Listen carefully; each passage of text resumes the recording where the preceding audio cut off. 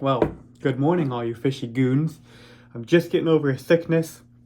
It's cold outside, so we're gonna get a late start today. It also has been snowing a lot, so this morning, woke up, gonna rig up my rod, get some stuff set up, and then we'll kind of slowly make our way to the river. So today I'm gonna be trying out some of these OG clusters made by Elevated Fishing, Elevated Tackle. You guys know I love the Incognito beads by Lured by the Bead. Very cool beads. I think they're one of the best and fishiest beads out there. But I've been experimenting a little bit more because, you know, having one bead is great, and having one style of bead, such as the Incognito bead that I like to use. They're very good beads, very fishy beads. But every bead manufacturer makes their bead a little bit different plastic. And so the way that it fishes is going to be just a little bit different. And so I've been experimenting, and I've been liking having, those Incognito beads, which I think are one of the best beads ever. They stay pegged very good. They don't ever move. But just having something that fishes a little different sometimes can make a difference. So I'm going to actually tie up a leader and put one of these guys on. Alright, so I was gonna run some lighter leader, but I had just 12-pound fluorocarbon in front of me, so we'll start out with this today. And I have some other leaders tied up on a leader roll, and some smaller pound test, 8-pound, 10-pound, but 12-pound is probably fine. I'm actually trying an elevated hook. They just came out with these bead hooks as well, so I thought I might as well pick some of those up since I'm going to try their beads. I like to do an egg loop knot. Egg loop knot, you're tying so that line is coming straight off of that shank, so that hook shank is straight, and then with that curve, it wants to curve like that, so then it sticks out, so when that fish grabs the bead and slides down, that hook's pointed right where you want it. And then how I like to peg beads, no matter what they are, the Incognito beads, I do this, and you never have to worry about them sliding down over the hook. But even soft beads, I do this. I take a little tiny bead. These are just from like a craft store. Little tiny beads, probably like a 3mm size if I had to guess. Slide one of these guys on here. Slide it down here by my hook, and then I take this line and I go back through it, so I'm doubled. And that creates a loop around that bead. And then I take this hook and I just pass it through this loop a couple times. So basically I just doubled my line around that, and it creates a little loop. Then I pass my hook through that loop 4 to 6 times. Just depends on my mood. Pull it tight, and that's about 2 to 3 fingers away from my hook. So now how I rig these up, because these do not have a hole in them.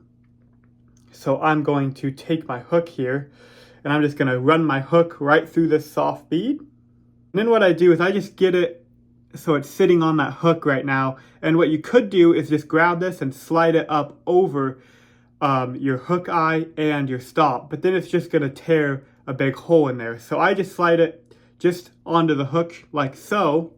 And then I grab the other end of my line here, and I hook it. You guys aren't going to be able to see this very great. I hook it over the hook, and then I slide this bead over my line like so, and I basically just threaded that on there. You could also use a little needle, like a little sewing needle, and then I just slide this down my line. So I basically just threaded it on, and now it's sitting on that little bead instead of just sliding it up over, because if you slide it up over, it's going to tear that faster. So there we go. Got that little Oki style soft bead from Elevated Tackle. Got the Elevated Tackle hook. So that's what I'm going to be experimenting with today. And right now I have a little float set up, a little piece of pencil lead to balance it out, and a little Bomac float. Depending on how the river looks, we're going to head to a pretty small little creek today. Like I said, I haven't been there in a couple weeks, and I don't know with the snow, and then there's some snow melting and some snow not. I don't know what the creek's going to look like, if it's going to be pretty low and clear, or if it's going to have a little bit of flow and color to it. So I have that set up on right now, but if we get there and it just looks very low and clear, I'm going to switch over to a fixed float setup and just run this under a fixed float. But if it's up, I can keep that other setup I have on. So I'm going to tie this onto the end of my bobber there, and I'm going to start getting ready, and we'll head up to the river. All right, guys, well, we made it, and it is white up here. I'm in the little hot rod today, so I got a little worried there, but the road's pretty clear for the most part. It's kind of snowing, kind of raining right now, so I'm not really worried about it. If it starts just straight up snowing, I'll probably get out of here. But there's a lot of rain mixed in, which is just going to melt. So most of it's probably just melting. The river is kind of low and clear, as expected. I might end up switching to that fixed float, but it's beautiful out here, you guys. I don't have a lot of time, maybe 2, maybe 3 hours, but just I came out here more for the experience today. Been sick, been stuck in the house, and I just wanted to come out here and experience being on the river for a little bit. So I also forgot the tripod. I was gonna film some how-to videos, how to cast a center pin and stuff like that, but I forgot the tripod, so it's gonna be GoPro if anything today. So anyway, I'm gonna get down to the hole and let's go catch a steelhead. So I've got the little slip float set up. I could go to a fixed float, but I think because this is such a small little sliding float, it's not really gonna make a difference. I got about a 4-foot leader with a little tiny split shot in there, and then I've got that little soft oaky that we rigged up this morning. This is going to be my setup for now. I could switch up to a little fixed float, but this little Bomac that I have on here, I think is almost just as stealthy as a little fixed float. So I'm going to run this for now. There was footprints down here at the river already, which means somebody probably already fished this hole today. And the water is very low and clear, so today is going to be trying to find spots that no one else has fished today, and that the fish are going to be able to hide in this low clear water. So I'm going to kind of move fast and try and hit a lot of spots that normally probably don't get hit by a lot of people. All right, guys, so you can see here that I got my camera out how low and clear this water actually is, but that's the kind of stuff I'm looking for on that far side. You can see it's very shallow and rocky in here, but over there's some ripple on top, and it's about 4 feet deep in this little pocket right here.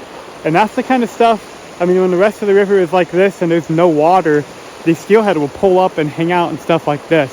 So that's what I'm looking for today, like those 4 to 6 feet of choppy water on top, but it's a nice little bucket in there. That's the kind of stuff these fish are going to be hanging in. All right, so here's a great hole here. We got some water flowing into the top and a nice deep little hole in here. When the water's higher, this is almost too fast to fish. Right now it looks like it's going to be a really good hole, and because this water is so clear, I'm going to try and be very stealthy. I see so many people just walk right up on the hole, stand right over the top of it, but if there's any fish in there, they're going to see you, and you don't want those fish to see you, because usually once they see you, they do not like to bite. So I'm just going to kind of sneak up here, and the best thing to do is either to get way up above the hole and let your float go down to the hole, or like what I'm doing right here, kind of a trout technique, I stay below the hole and cast up into the hole, which with a center pin, kind of backwards for what a center pin is designed for, but it works. I'm actually casting up into the hole, staying way back off of it. That way those fish have no idea I'm here.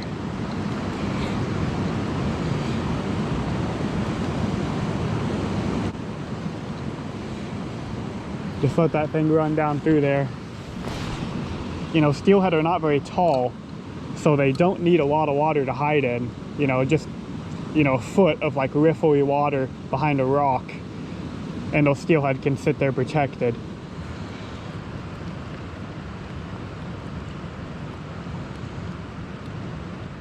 All right, I made it to a different stretch of river here. Gonna fish this stretch down. Not a lot of activity at that other spot, but I think it had already been fished today.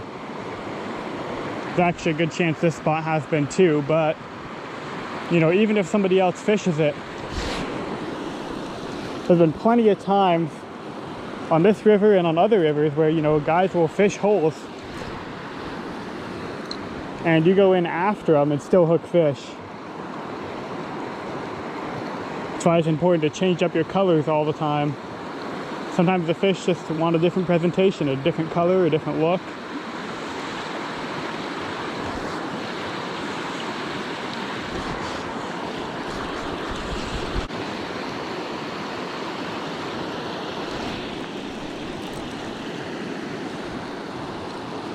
Uh-oh.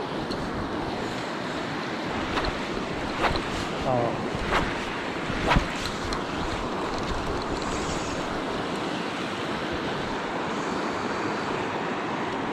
Got hung up and bent my hook out, so I'm gonna go ahead and change beads. So I was running this that cluster you guys saw at first, and then I was running a steelhead stalkers, or elevated fishing rather, soft bead. Now I'm gonna go to an incognito bead since I bent that hook out. And this one I had a pretty light wire hook, just experimenting with different styles of hooks. So I'm gonna switch that out. All right, switch it up. That's a little incognito, just a little orange 10mm bead. Try this guy out. All right, you guys, well, we're giving it one more shot. Gonna fish this last hole and then get out of here. And this hole looks really good. I just wish it was a little bit deeper. So you can see here, it comes in up top, kind of breaks over some rocks. And this nice walking speed current, I'm probably going too fast to focus, through there. And it's about 4 to 5 feet deep up in the top. And then it shallows up pretty quick to about 3 feet deep. And then about 2 feet deep down below. So it does look really good. But right now, it's being so low, I don't know if there's going to be fish hanging around. If it had a little bit more chop on top or a little bit more depth, then it might have some fish in it, but we're going to see.